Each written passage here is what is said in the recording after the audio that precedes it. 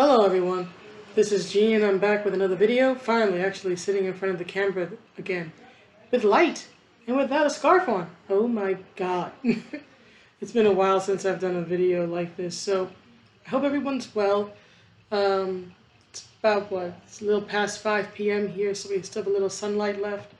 RJ's snoozing in the bed, so it's been an okay day. I hope everybody's well. So today's video is going to be about something a little different than what I would usually cover on my channel, which is the Jeff Toobin Zoom scandal.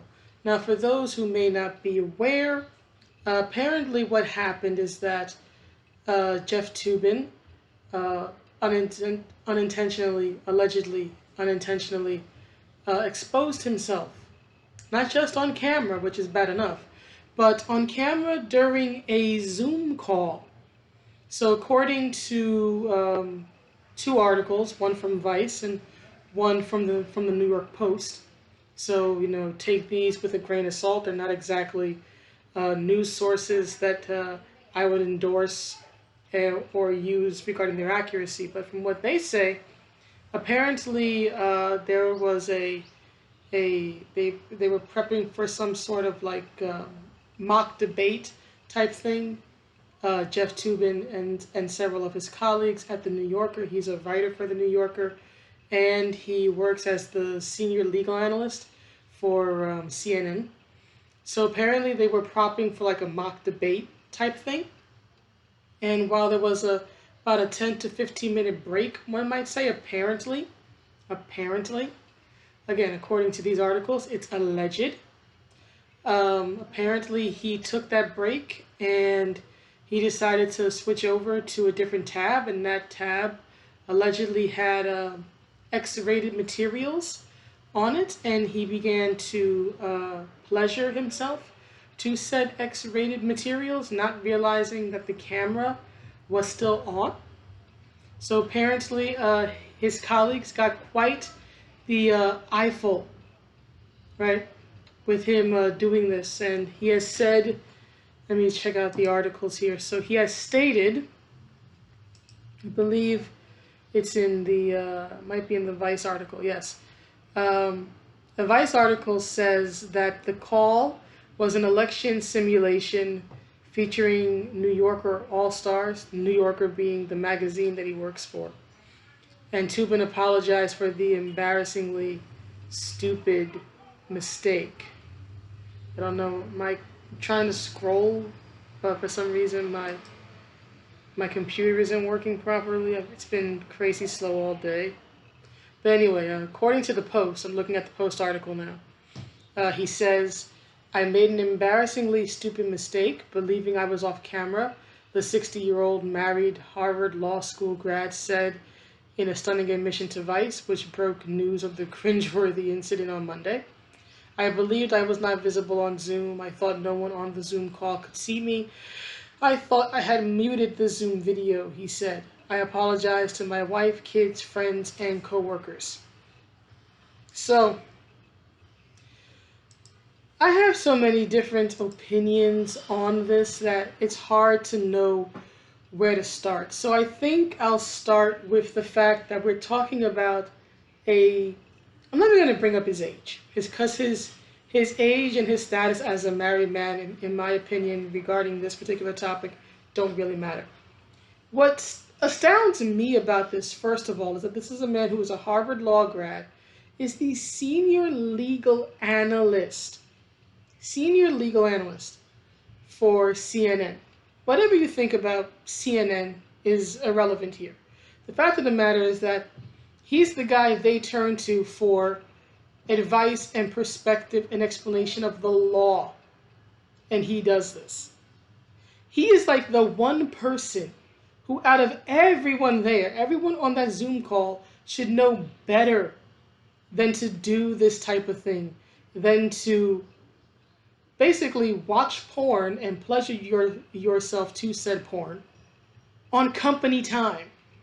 Because let's be clear, from the articles I've read and the videos I've seen, I saw Tim Pool's account of it, and I saw Memeology 101's video on it. This was not a after hours or off the clock or on the weekend or a holiday type thing when you're not at work. If they weren't using Zoom in a social gathering type setting, that still would have been hella embarrassing. Regardless, this is an embarrassing situation. But it's especially embarrassing that he's doing this on work time. See, behavior like this and lack of self-control and impulse control is why IT departments have such locks and filters and blockers and all this stuff on your computer at work. Now, some people may say, well, this was his home computer, everybody's working from home now. Here's the thing. Here's the thing, in my opinion, for whatever it's worth. He was still doing this on company time. Even if it's on his own personal computer or his phone or whatever device he was using, they don't say, and you can put Zoom on your phone easily. Given that they got a shot of his crotch, of his exposed crotch, I'm going to assume it's his phone. I mean, I don't see how you could tilt the camera on a standard computer to get that type of view. I mean, my computer, which I'm talking into right now to you, dear viewer, the camera is right on top and it's very stationary. I would literally have to grab this and tilt it downward, which obviously is not going to happen. But you would have to go through a lot of unnecessary work, right, to get that. Or you have to back up like this, right, just to get your body in frame. So I really don't think that's what happened. I think he probably was using, at least in my opinion, again, no proof, but I think that he was probably using Zoom on his phone. And when he thought he had a break and nobody would see him and didn't realize that the camera phone was still on, which I don't know how you don't know the camera phone is still on, because when I use my camera phone on my phone, the dang thing is so bright, it's dang near blinding at times, but he says he didn't know that the video was still on. My man, you shouldn't have been doing that in the first place on company time. Whatever you do to take care of your more base urges, that's up to you. I got nothing to say about it. That is up to him. That's on him. Whatever. But he was doing this on company time. Company time. He's supposed to be working, not working it. Okay? So just, it astounds me that the one person in the room who should know of all the potential legal consequences for something like this did this. And then his lame excuse is, oh, I thought that I had the Zoom video muted. First of all, you cannot mute the video. You mute the sound, but you cannot mute the video. You have to press the little button on the left-hand side that says start video or stop video.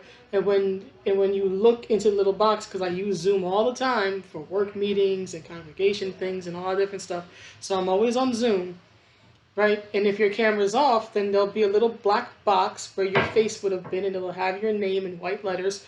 Or if your camera's on and everything's working fine, you'll appear in the small box. So I find his, I guess, explanation incredibly lacking, first of all. So there's that. The second thing is the potential legal, what's I'm looking for, legal consequences, if any. Now, I want to be clear. I am not a police officer. I am not an attorney. I am not a judge. I am not saying for certain that he has run afoul of the law. That being said, I do think that there is a strong argument to be made that these actions may have run afoul of the law, if that makes any sense. So I'm not saying he did, but I do think there's an argument there to say that he did, because I looked up the definition, the legal definition of exposure for person and of public lewdness. So I'm going to go over both quickly right now. So according, and I want to be clear, this is for New York State, right? So it might be different in other places, but according to New York State, the legal definition of exposure of a person, which is section 245.10, says, a person is guilty of exposure if he appears in a public place in such a manner that the private or intimate parts of his body are unclothed or exposed. For purposes of this section, the private or intimate areas of a woman shall include the portion of the breast which is on top of the aorta. This section shall not apply to breastfeeding or infants and yada yada yada. It talks about performing in a play, exhibition, or for entertainment. It says exposure of a person is a violation, right? So there's that. Now there's section 245.00, which is public lewdness.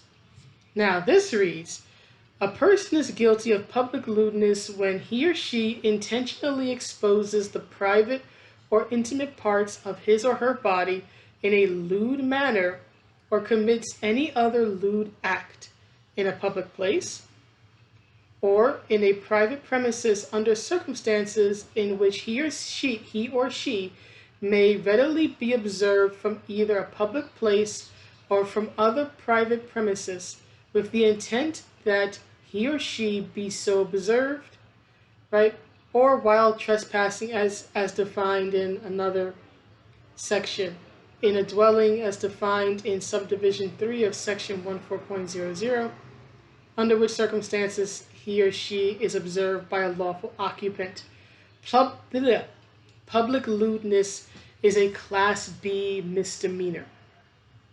So, in my personal opinion, for whatever it's worth, I would say that given that Mr. Tubin was on a Zoom call, right, and that he was caught pleasuring himself to pornographic material, allegedly, I would say that fits public lewdness, the definition of public lewdness, especially I think that fits it more strongly than the one for exposure of a person.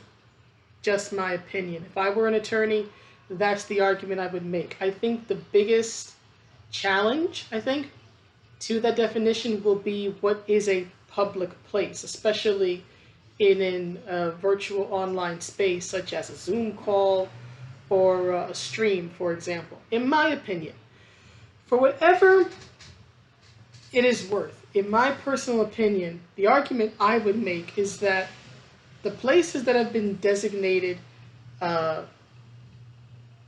public place, which a few of them are, one second, I have this article from a law office, from the law offices of Lance Fletcher, right, who apparently was a prosecutor. Right, it says here that public places are defined such as parks, bars and clubs, and other places such as, where are you? One second. Public place includes places such as highways, transportation facilities such as Grand Central, Penn Station, the Port Authority, schools, places of amusement, parks, playgrounds, hallways, lobbies, portions of apartment houses and hotels not constituting rooms or apartments designed for actual residents, subway platforms, public restrooms, right, in a bunch of other areas. Now, my argument for why this should be considered, or rather why Zoom and a stream should be considered public places despite being virtual spaces, or in addition to being virtual spaces, is because if you think about a bar, a public restroom, a subway platform, there are a few things in common. All of those areas are places where people congregate, people come and gather to engage in a certain non-sexual activity, right? Excuse me. As I was saying, places like restrooms, subway platforms, bars, whatnot, train stations, are places where people gather to engage in a certain activity that is not sexual in nature. For example, use of the restroom, be it public or private, is used to either clean your body or to expel human waste, right? We all know what the bathroom is for. We all know what it's there for. It's not there to have sex in. That's something I've never personally understood why people do that, but that's just me. I just think germs. Oh God, the germs. But again, teach their own. I just don't get it, right? But the purpose of a restroom is to clean the body or to expel human waste. It is not a place designated or designed for sexual activity, right? That's why you have stalls and indoors and everything to protect your privacy, right? So there's that. You think about a bar. People are there to drink, eat, and commiserate, right? Interact with each other. Usually not in a sexual way. That's what you go home for, right? Or you have a subway platform, right? Again, the reason why people are on a subway platform is to catch the train. It's to travel. It's transportation. It's not there. The subway platform is not there for you to get down and make love, right? So, in my opinion, I would say that a work-related Zoom call is the same thing to me, right? They were not there for any sort of sexual purpose. They weren't talking about sex. They weren't showing sexually suggestive or graphic material. They were there working on their job, right? Which is, in this case, given the elections, very political in nature, right? And he's watching porn and pleasuring himself to it on company time. So if I were an attorney, I would make the argument that given that, especially in COVID, where people are incredibly limited about being able to get outside and physically congregate, come together in traditionally public spaces, I would say that, yeah, anything that has any virtual reality space that has people coming together, right, in a face-to-face manner, all at the same time, right? So not something like Twitter or Facebook or even YouTube, because, for example, I'm making a video that's going to be on YouTube, right? How do I put this? You guys are not seeing this video as I record it. You are not part of the recording process. The recording process is that I sit alone in my room and I talk into a camera. The video is not public, nor is it part of a public space or public atmosphere until I post it to YouTube and it gets loaded onto YouTube's website. A Zoom call or a stream is different, right? It's typically in real time. You can see everybody. Everybody can see you. So if it were me, that's the argument I would make, that they were on a Zoom call. Everybody can see each other and hear each other on said Zoom call. Everybody's on the Zoom call at the same time. They're all there for a specific work-related, non-sexual purpose. I personally would define that legally as a public place, even if it is in the virtual space of the internet. So I think that's going to be the biggest challenge. If any legal charges are brought onto him, that's going to be the biggest challenge, right? The definition of a public space. The law, generally speaking, tends to be very behind when it comes to the internet and crimes committed on the internet in cyberspace, which makes sense given how slowly law evolves and how quickly technology changes. But that's the argument that I would make in this particular situation. So there's that. So he might, I'm not saying for certain he will, but he might have run afoul of the law on this particular instance. And even if he didn't, let's say that someone tries to bring charges against him and ultimately the charges don't stick and they're dropped or whatever. Guess what? He still has to get an attorney unless he's foolish enough to try to defend himself in court. And they have the old saying, you know, anyone who defends themselves in court has a fool for a client, right? So let's assume for a moment he gets an attorney. he would then have to still talk to the police, talk to some sort of investigator, and sign a confession. Because unlike, say, in other instances where a person might be picked up for exposure or lewdness, say someone's pleasuring themselves in the restroom, or you have guys cruising for sex in restrooms or in parks or whatever, right? Those type of cases, it's a case of, okay, he said, right? The cop says this, the alleged criminal says that. Here you have literal video evidence, not just witness statements and testimony, but literal evidence, video evidence that he did this, and plus he's admitted it in the public space, right? So he would have to sign a confession. So just all the stress of that alone, even if charges ultimately didn't stick, it's just not worth it. One second.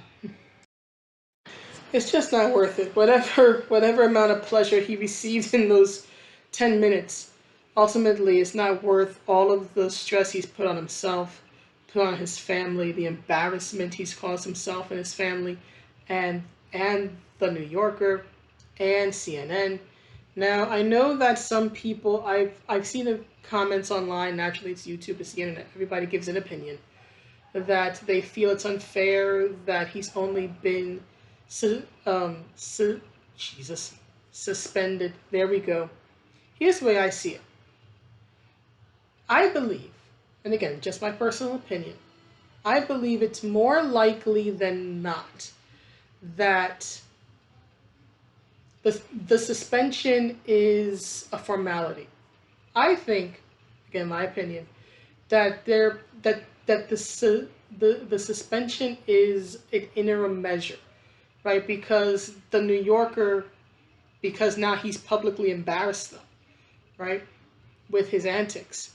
The New Yorker has to show that they take this type of behavior seriously, right? They have to show that they will punish you if you do something this egregious. So they suspend him. That will keep the internet at bay for at least a little bit. And that will give them enough time, hopefully, to conduct an investigation. Now, if the investigation comes back and confirms that this story is indeed true, that he was watching pornography, he was porn on company time, that he was pleasuring himself, and the video does show that, yes, he exposed himself because he was pleasuring himself and all this stuff, right? Then they pretty much have, in my opinion at least, they would have grounds to fire him. I know that where I work, if this matter were brought to our attention, he would be fired. There would be an investigation done before he was fired. But again, if it turned out that, yes, all of this did happen, as we understand it, he would be fired. He would either be fired or he would resign. But either way, he would not be an employee where I work anymore, because this is a clear violation of sexual misconduct policy. And especially if you have a woman who makes a formal complaint against him at his work, which is possible, right? It is possible that one or more of the people have now gone to HR and filed a formal complaint. I haven't read that or heard that yet, but again, more information, no doubt, is going to come out. So again, I believe it's a possibility that several people might go to their HR department or whoever handles the investigations and formally start the investigation process, which they already plan to do anyhow. It mentions in both articles that the New Yorker will be conducting an investigation. So I know some people view that the suspension is a slap on the wrist. I view it more as just the means to an end, which, in my opinion, most likely will be in firing him, in my personal opinion. I'm not saying definitively he will be fired, but if we hear in a few weeks that he has been fired or he's resigned, refer back to this video. So that's what I think. It's more likely than not that his suspension is building up to. Because here's the thing: if they fire him now, or he resigns now, he could then try to get a lawyer, or he could try to go to the union and say, "Hey, I'm being fired, or I was forced to resign unjustly. I never got to explain my side of it. They never conducted an investigation," and he could try to challenge it. Now, to be fair, he could still try to challenge the outcome if he is fired post an investigation. But if they fire him after an investigation is done and he tries to basically sue them to get his job back, would have a much harder time doing that, because they would now have this document saying, hey, we followed our rules, we followed our procedures, we were notified of this gross violation in many more ways than one of our company policy as regards sexual harassment or sexual misconduct, whatever their policy is, right? And we followed our procedures to the letter. We did an investigation. We interviewed him. We interviewed the people on the Zoom call. We did all this stuff, right? We're on the up and up. He deserved to be fired because he violated policy. That's the purpose of the investigation, to protect yourself. If the person who's, let's just say, the loser in the end, decides, well, I don't like this outcome, so I'm going to challenge it by suing the school or suing the company or going to this outside agency to start trouble. You have the investigation, so you can go, hey, look, we did everything right. We are not in the wrong. So in this case, I think a suspension, especially if it leads to his being fired, is justified. Probably do the same thing in my work. Create an interim measure, do the investigation. Investigation gives the institution grounds to fire a person. So that's what I think. I'm not saying definitively he will be fired, nor am I saying definitively he has broken the law. But I do think there are strong arguments toward both. And if we hear in a few weeks about him being charged with public lewdness, and if we hear that he's been fired or he's resigned, refer back to this video, because I would have called it. So there is that. So I'm trying to think if there's anything else that I wanted to discuss or give my thoughts on when it comes to this incident, and I really don't think so, other than that, again, he should know better. Of all the people involved in this situation, your senior legal analyst, your Harvard law grad, should know that you don't do this type of thing, and you sure as hell don't allow yourself to be caught doing this on a Zoom call. You should assume that every recording device, your computer, your phone, anything else, is recording you. You should always assume that. Always assume it is on rather than off. It's just one of those things where it just boggles my mind how he could be that foolish. How he could have that little impulse control. I get it. You have needs. A lot of people engage in adult entertainment and X-rated material. But literally, do that on your own time. Don't do it in the middle of the day while you're on a Zoom call. He could have watched so many other things. But he decides to do this. And now think about it. He's put his career in jeopardy. Because let's say he gets fired. Guess what? Getting another job as a writer or a senior legal analyst is going to be incredibly difficult, because now his name is associated with a scandal. So he's put he's put both his current and his future potential work prospects in jeopardy. He's put his family's livelihood in jeopardy, especially if he's the breadwinner of the family. given that he's older, it's more likely than not, I would say, that he's the principal moneymaker in the household. Right? He's embarrassed himself, he's embarrassed his family, he's embarrassed his wife, and he's embarrassed count them, two workplaces, CNN and the New Yorker. And he's made himself this was just a story that did not have to happen. A little bit of foresight, just a little bit of foresight. Like, attorneys are like damn near paranoid just because of stuff like this, right?